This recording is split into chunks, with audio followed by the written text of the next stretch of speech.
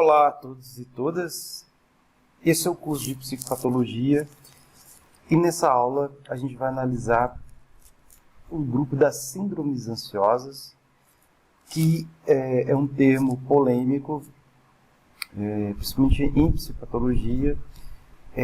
As psicopatologias que têm como orientação nosológica, com base no DSM, cunhou então esses sintomas que têm como base a angústia em síndromes ansiosas ou transtornos ansiosos. Acontece que a ansiedade ele é um fenômeno difuso que está presente na maior parte dos fenômenos psíquicos, do sofrimento psíquico, principalmente no que tange os sintomas neuróticos. E daí, falar de ansiedade, ou falar de síndromes ansiosas ou transtornos ansiosos, ou estrutura neurótica, ela implica um jogo de proposições e categorias muito difusas presentes em tipos de sofrimento mental específicos. Então, o que se vai notar é que a maior parte então das síndromes ansiosas ela aparece no DSM com nomenclaturas diferentes, mas com nomes diferentes de transtornos distintos. Entretanto, são fenômenos de natureza neurótica e estão então com o paradigma da ansiedade, né, e que tem como fenômeno vivências corporais e vivências também de pensamento. Isso é fundamental, essa introdução, porque pode vir síndromes ou transtornos muito parecidos, né, com o que tem ali como paradigma a ansiedade.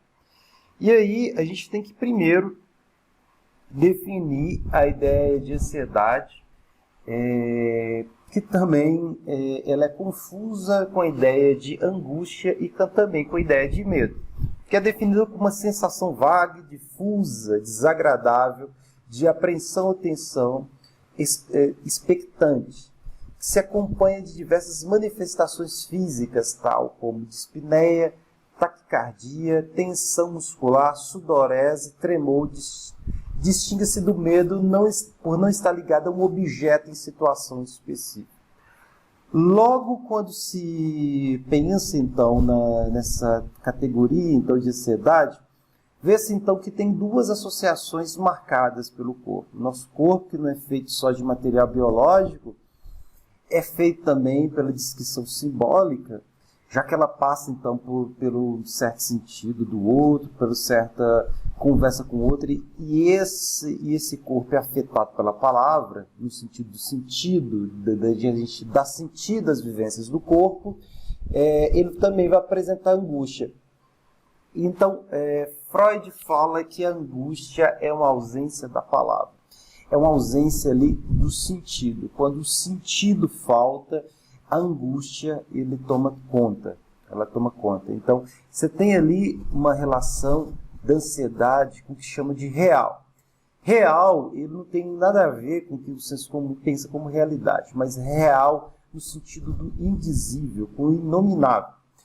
E uma outra coisa interessante é que a angústia ela passa ali como fenômeno corporal. Todos os relatos de angústia, ele fala dessa sensação de morte, de desfacelamento, de se desfazer.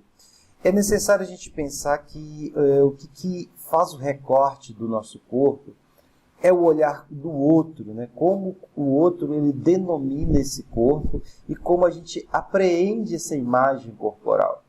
Então, é necessário pensar que o corpo ele é um recorte também simbólico, é um recorte também do discurso, e essa imagem que o outro tem da gente, essa imagem que o outro diz que a gente ela permeia todas as nossas vivências. Então, quando essa imagem fraqueja, quando algo dessa imagem está em jogo, essa angústia também aparece na forma de sentimento de morte. Numa perspectiva mais nosológica, essa falta, né, essa aceleração, taquicardia, tensão muscular e sudorese, que parece muito com se desfazer, né? Com se desmontar. Há, então, uma confusão e, ao mesmo tempo, uma polêmica com relação à diferença de ansiedade, angústia e medo, já que, para a psicopatologia em termos nosológicas, o medo seria, então, a diferença, porque teria um objeto específico e teria, então, o nome de fobia. Entretanto, a ansiedade ela também está acompanhada ali, porque a ansiedade é medo ali de um indizível, de algo que a pessoa não consegue dominar. Então, isso é só basicamente uma diferença de distinção. Há pessoas que têm medo do futuro, medo do passado, né? Então são coisas totalmente distintas e representacionais. Mas esse jogo de distinção de ansiedade e medo é basicamente nosográfico, porque as vivências dos dois eles são muito específicas. E aí a gente tem aí uma diferença e uma contribuição tanto da psicanálise como da fenomenologia com relação ao sentimento de angústia. Então você tem que a angústia na nossa vida, ela é um estado normal, porque o homem ele carrega certa dose de angústia, uma grande dosagem de angústia em toda a sua vida, né? Então, esse ser que é um ser para a morte, significa que o homem ele caminha com esse enigma com relação aos seus projetos, ele carrega esse enigma com relação se a vida vai dar certo, se determinado investimento ou projeto vai dar certo, né? E pela fenomenologia se faz exatamente isso, né? O homem ele morre a cada momento e vive a cada momento. Essa ideia de morte na fenomenologia, ela vem com essa dose de incerteza com relação às nossas escolhas. Porque fazer determinada escolha, escolher determinado projeto, é necessariamente perder algo. Então, essa perda do objeto, essa correlação dessa perda do objeto, ela evoca muito que o ser humano ele não é completo, ele não é inteiro, e todo mundo está desgraçado a viver num mundo sem garantias. E na medida que você tem esse mundo sem garantias, a gente não pode prescrever nem da nossa integridade corporal. Então, qualquer acontecimento mudando, qualquer fenômeno humano que remete a essa falta de garantias com relação ao estar no mundo, isso apreende, então, na forma de um sentimento de angústia muito forte que toma o sujeito. Há diversos transtornos, ansiedade de separação, fobia social, que apreende esse tipo de fenomenologia bem específica no que tange os fenômenos da angústia. E aí, para a psicanálise, ele tem, então, como essa perda de objeto. Para a psicanálise, então, como já foi dito, essa questão, então, do corpo, ele aprende como objeto, ele que fabrica os objetos do mundo. Na medida que essa forma que o outro nos vê, ela está abalada, que é o eu, né? Porque o eu é essa ilusão que o sujeito tem da pura integridade narcísica. Na medida que ela se abala, também o mundo se desfaz e o mundo também se desmonta, que é a sensação de despersonalização muito forte em vários fenômenos da angústia, né? Essa tentativa de desfacelamento do eu. E esse sentimento de desfacelamento, ele atesta aí que há uma montagem simbólica daquilo que a gente chama de eu. E esse desfacelamento simbólico, ele vem da imagem, né, que o sujeito nos dá, da imagem que o outro nos dá enquanto corporeidade. E é a forma que a gente vê enquanto essa imagem perfeita que o outro nos dá. Tem então duas formas de pensar a angústia, que existe então uma angústia patológica, de quando há uma paralisação com relação aos objetos, há uma paralisação do sujeito em tomar atuações e tomar atitudes. E um outro estado com angústia enquanto motor. Então, na medida que a gente está no mundo, a angústia, a falta de garantias, ela pode agir como motor. E é por isso que, em psicologia, uma certa dose de angústia ela é fundamental, porque ela nos empurra para o ato, nos empurra para tomar decisões, para fazer escolhas.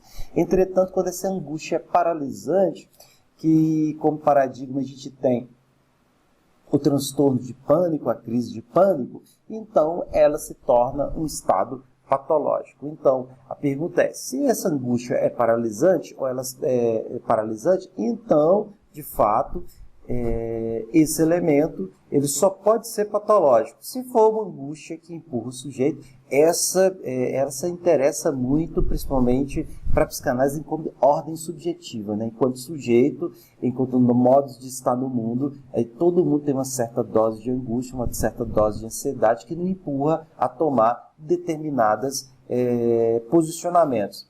E daí a gente vê, então, os tipos de angústia. A gente tem tipos de angústia e a classificação com relação à frequência e à duração.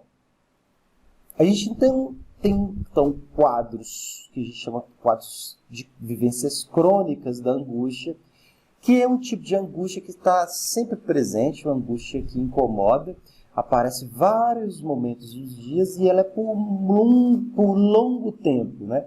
Isso aí é muito frequente no transtorno de ansiedade generalizada. Então, a ansiedade generalizada ela vem então de geral, né? Então, de generalidades, né? Ela não vem num quadro específico. Então, é um quadro mais ameno da angústia, mas sempre presente. Então, tem sujeitos que têm angústia sempre presente, tem estados extremamente acelerados, uma angústia que aparece, né, na relação profissional, na relação dele com a família, preocupações muito presentes em relação a isso. Então a gente chama isso de angústia crônica. E o sujeito tem isso por vários meses. Dá para se ver que nesse tipo de paciente, nesse tipo de quadro clínico, o sujeito geralmente ele não tem um sono muito bom, e quando tem atacado por vários tipos de pesadelo, e o sono ele não é muito reparado. Então você vê no semblante do sujeito uma certa dose de cansaço. Você tem elementos para tentar driblar essa angústia, tipo ingestão exagerada de alimentos.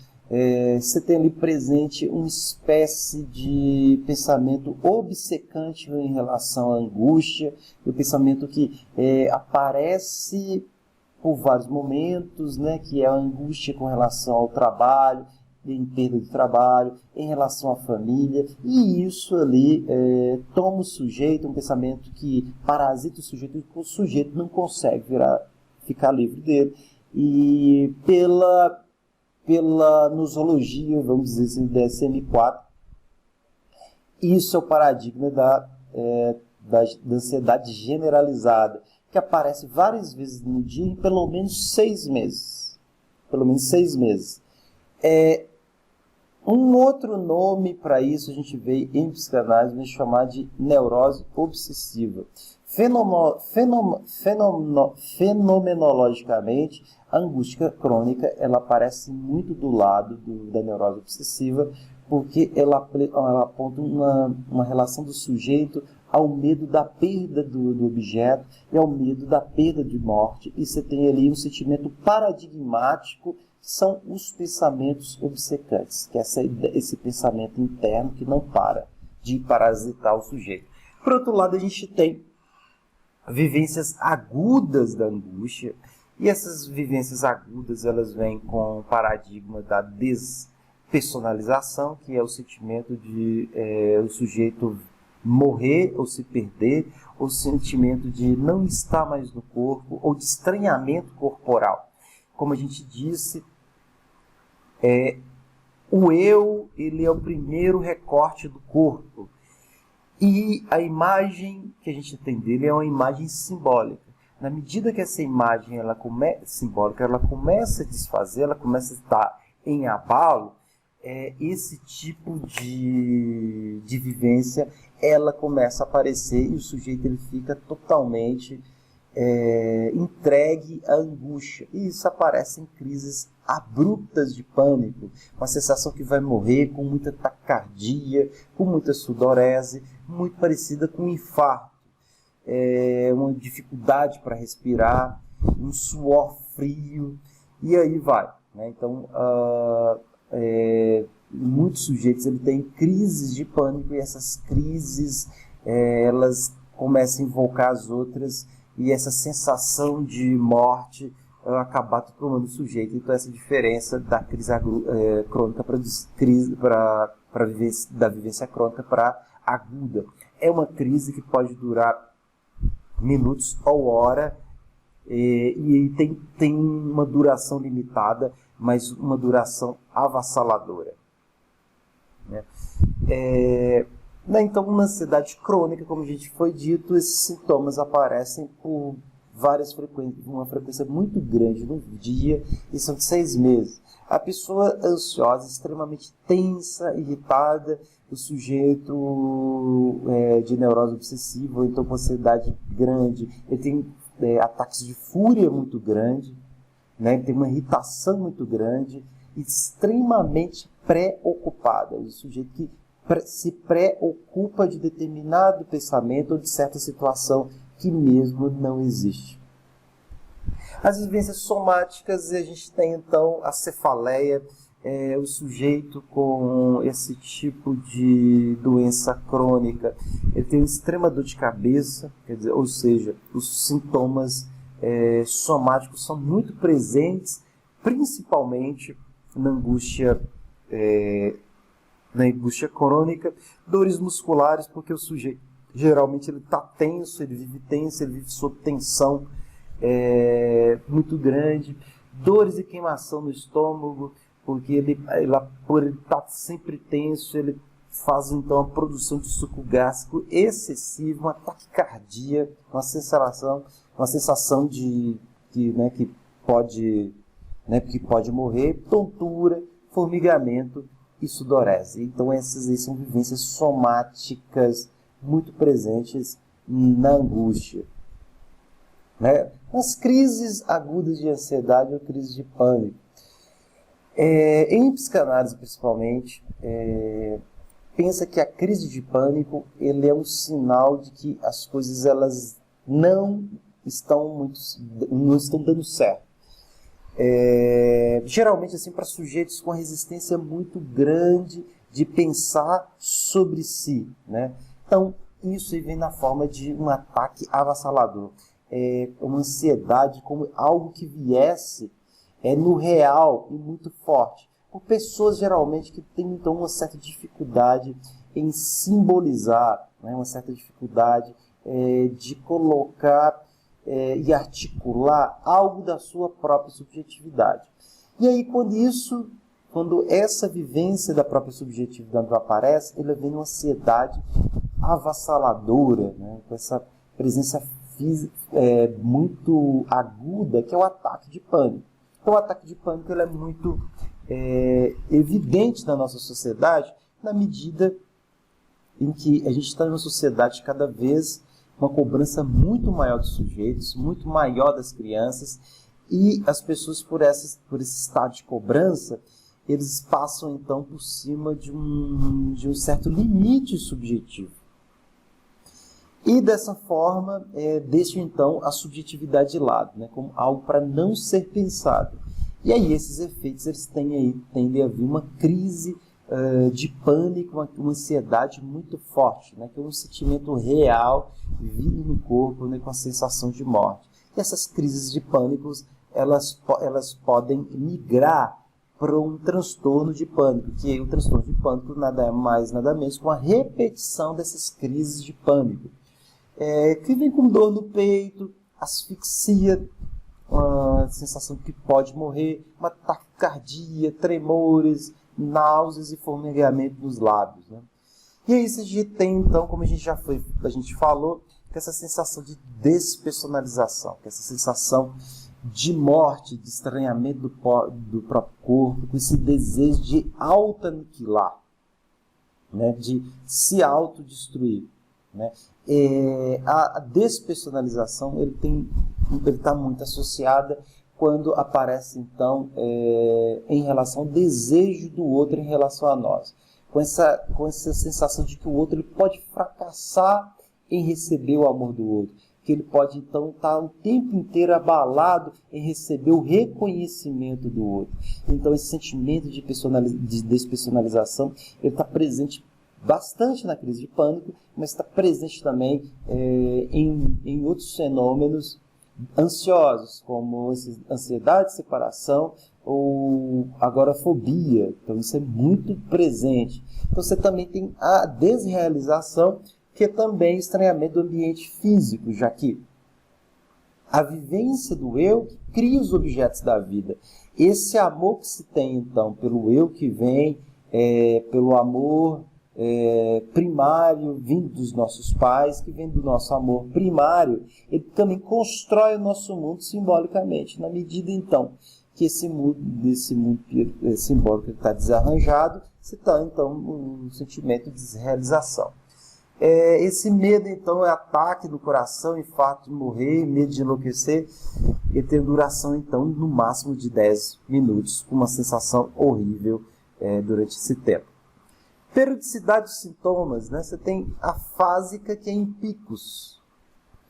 Isso é presente nos transtornos de pânico. Você tem a tônica, e esse tema é muito interessante, que é o constante transtorno de ansiedade generalizada. Você tem ali uma ansiedade constante, mas não muito intensa, mas ela está ali sempre presente. E você tem ali a situacional, que é específica, né? Que é o caso quando aparecem os objetos da ansiedade, né? Um objeto das fobias. E você também tem a espontânea, que são os ataques de pânico, quando não se tem a presença do objeto, mas se aparece. Então, em relação à periodicidade, os sintomas eles se dividem nessas quatro categorias.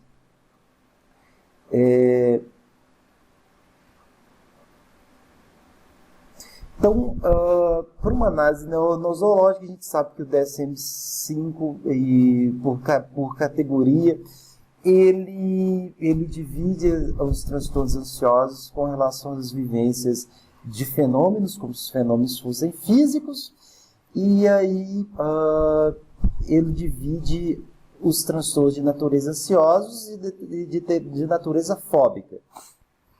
Né? Então, ele vai dividir necessariamente como fenômenos ansiosos crônicos ou intensos, ou se tem uma relação de medo, se esse medo ele tem um objeto real ou situação não. Se não for um objeto real, ele caracteriza isso como ansiedade. Se tiver um objeto real, ele se caracteriza como fobia ou medo. Né?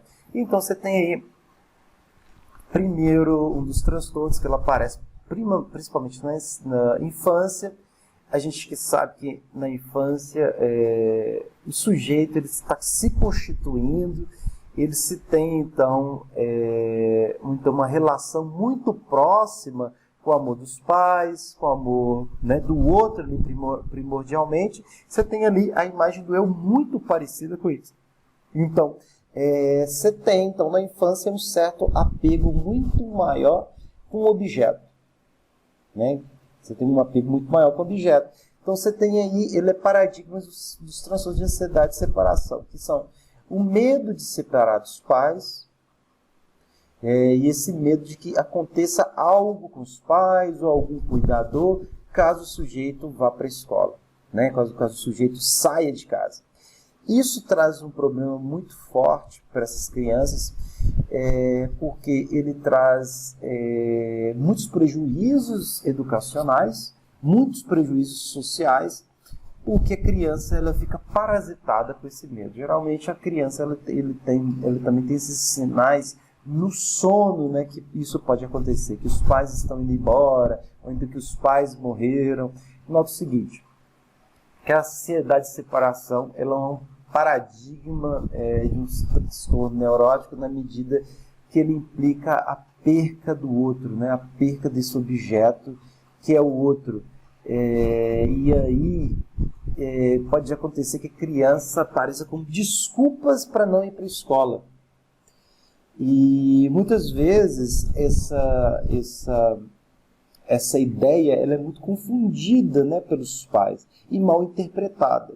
E aí fica com uma fobia de que algo pode ter acontecido na escola, etc. Né? Então é necessário pensar esse diagnóstico diferencial, porque essas crianças elas podem então estar presente ali esse paradigma que é o medo da perda dos pais. Então a entrada na escola é marcada por esses paradigmas, né?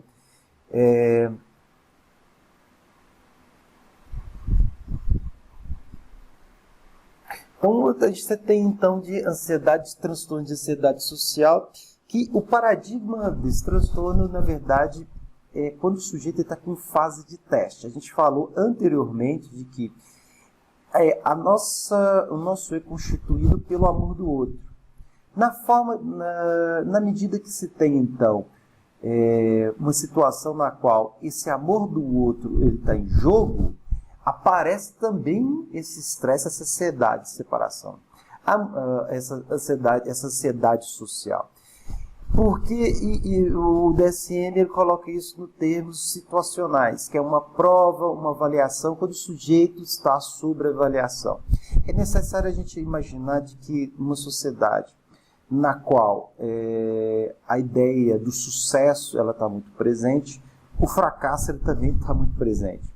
Lembrar que o sucesso ela não está ancorado não só com resultados, ela está ancorada principalmente na forma que o outro vai nos ver e no reconhecimento do amor do outro.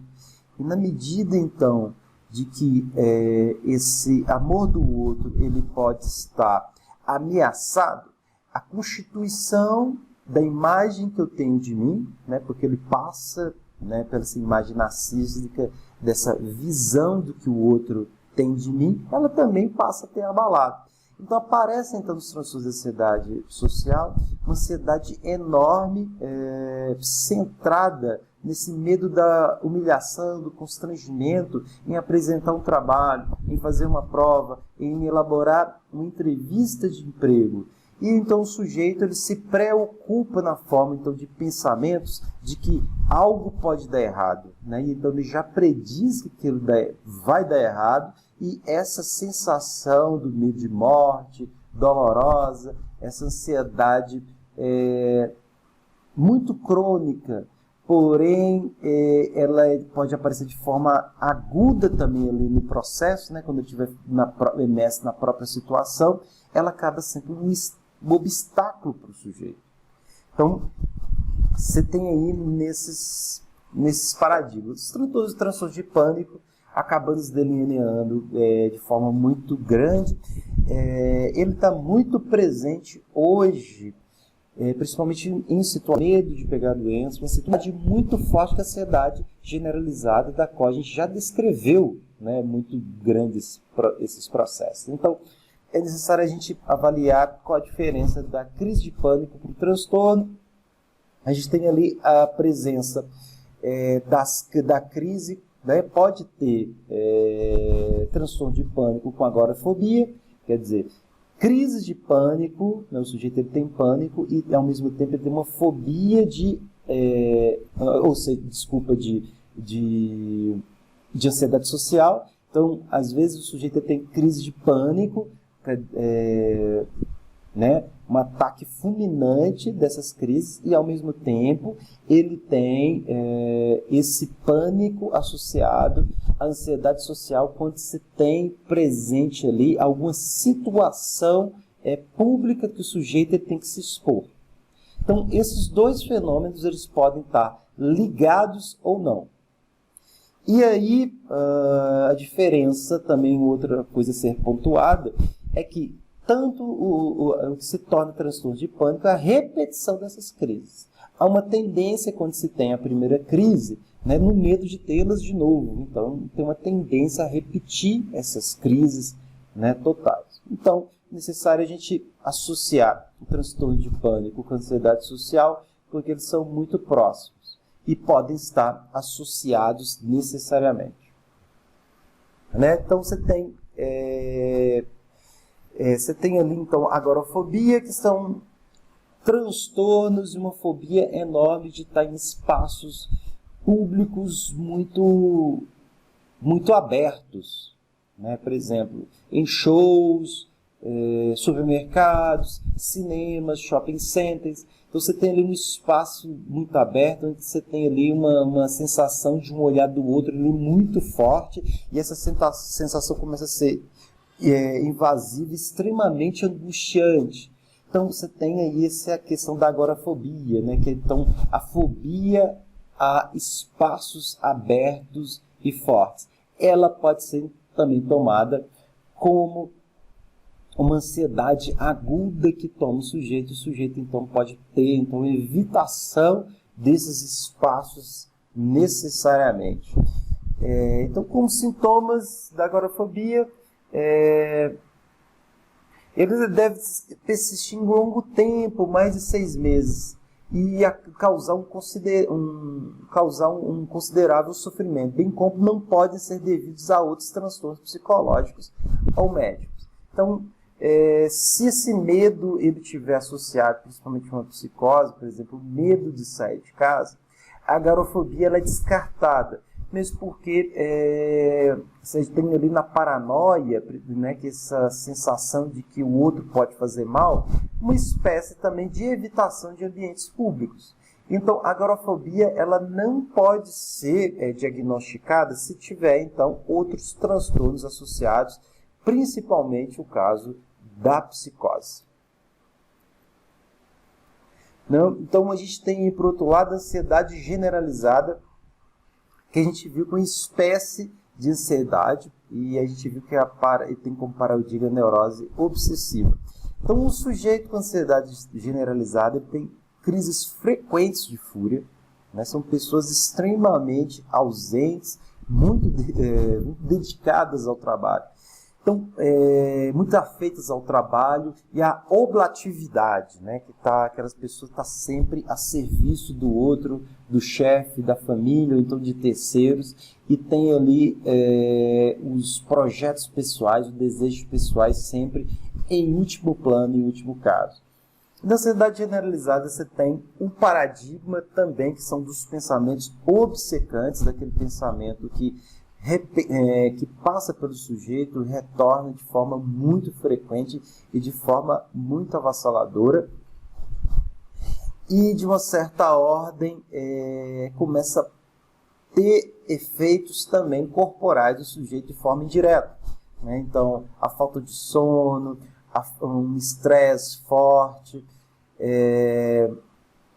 um cansaço que nunca para. Então, muitas vezes o sujeito tem problemas de gastrite, problemas do coração, muito forte decorrendo dessa ansiedade. A gente tem no corpo, que é o cortisona, que é o hormônio do estresse, né? Então, quando esse nível de cortisona ele serve para colocar no corpo uma sensação de estar preparado para determinadas situações. Quando o nível de cortisona é muito alto, ele passa um estresse muito grande nos sujeitos, né? E esse estresse muito grande, ele produz ali vários elementos. Então, geralmente, o sujeito com uma ansiedade generalizada, ele tem essa presença desse hormônio muito grande, que é esse hormônio do estresse. A ansiedade generalizada ele pode estar associada a outros elementos, principalmente a obesidade, ele pode estar associado, como a gente já viu, a doenças orgânicas. Então, um elemento muito difícil, é muito difícil ser tratado, porque geralmente a ansiedade ela aparece aí com várias formas, né? Ele pode então aparecer como uma insônia, e aí vai. Geralmente, as pessoas, a saúde mental, tem tratado a ansiedade, né, generalizada, tratando mais pelos sintomas do que a estrutura que a causa, né, que é a ansiedade. E aí começa a tratar né, a alimentação, tratar o estresse, tratar a insônia, mas não tratar ali o elemento principal, que é a ansiedade. A gente já determinou então esses sintomas de forma pormenorizada, e aí a gente tem esse cansaço, a tensão, e a gente denota que a ansiedade generalizada ela tem esses fenômenos muito físicos, né? Então, uma pessoa que está extremamente cansada por um longo período, né? E por longo período, e essa questão do tônus muscular, uma pessoa que mostra ali corporalmente, né? Testemunha corporalmente esse efeito desse cansaço. E hoje em dia está cada mais frequente a ansiedade nas crianças, principalmente em contextos, né, de doença, em contextos de pandemia que aparece muito na Segunda Guerra, que foi o caso ali que Freud ele já havia estudado, né, com relação à ansiedade nas crianças, né, que era muito frequente que os pais fossem para a guerra e as crianças elas tinham então problemas de terror noturno, sono inquieto, crises abruptas de medo, enurese noturna, então que era muito típico das crianças. Então, na clínica com crianças é necessário a gente imaginar que ali a gente tem um quadro clínico, vamos dizer ali, indeterminado, na medida que não é recomendável se dar diagnóstico de transtorno para as crianças, porque necessariamente ela está em fase de constituição e de constituição psíquica, essa colagem, uma colagem maior com o corpo dos pais.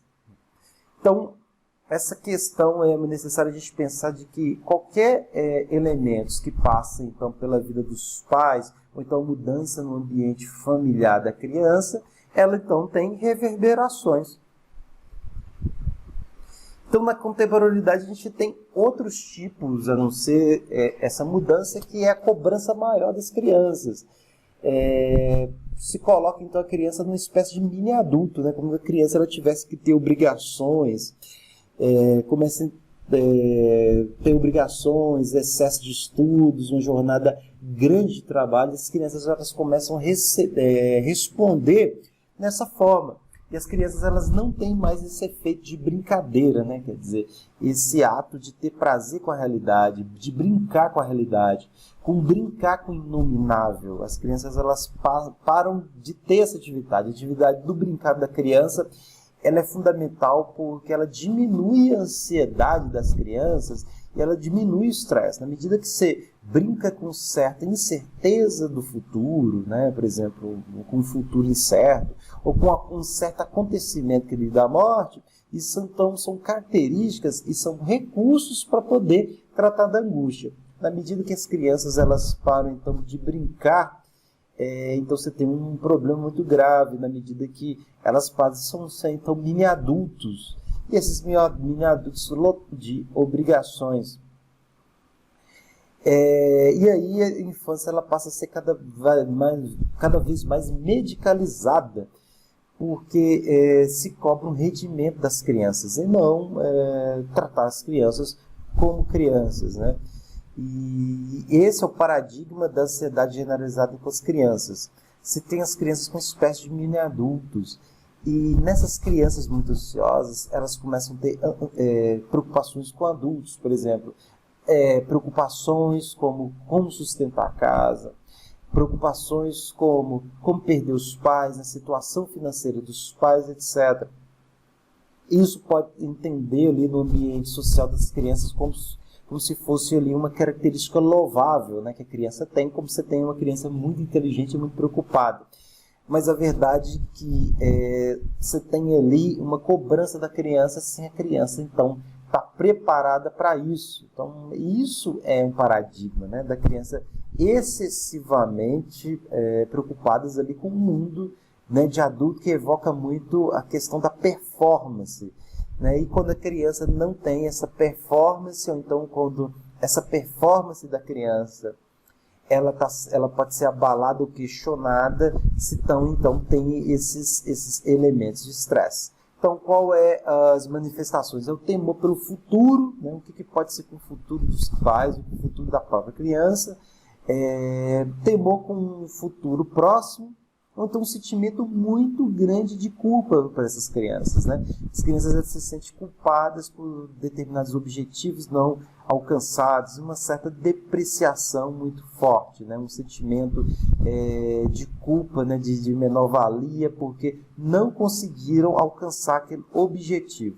Nota que as vivências das crianças, elas são uma antecipação da vida adulta. É como se a vida adulta tivesse muito presente e a vida infantil fosse totalmente defenestrada, né? Então, a forma de ansiedade das crianças, elas estão associadas muito ao transtorno de pânico, que está muito presente, principalmente em tempos de pandemia, ou então medo da perda dos pais, de ansiedade generalizada. Ou então, quando a ansiedade é relacionada também a sintomas depressivos, que também é o TOC ou o TDAH, que é o transtorno obsessivo compulsivo. Então, é necessário a gente pensar que a ansiedade em crianças ela está muito ligada à neurose, como também transtornos da neurose obsessiva, e isso aí também é confundido no DSM. Então, no DSM você tem esse mundo de fenômenos e fenômenos totalmente próximos desses acontecimentos. A gente tem, então, angústias ali em estados pré-verbais das crianças, né, que são angústias normais, presentes ali no choro, quando tem um abandono da figura de afeto, porque a criança ela tem um apego maior, uma ligação maior a esses objetos. E na medida que ela vai se constituindo, você tem um afastamento maior. Então é totalmente normal que a criança ela tem esses momentos de angústia, principalmente de terror noturno, né? Na medida que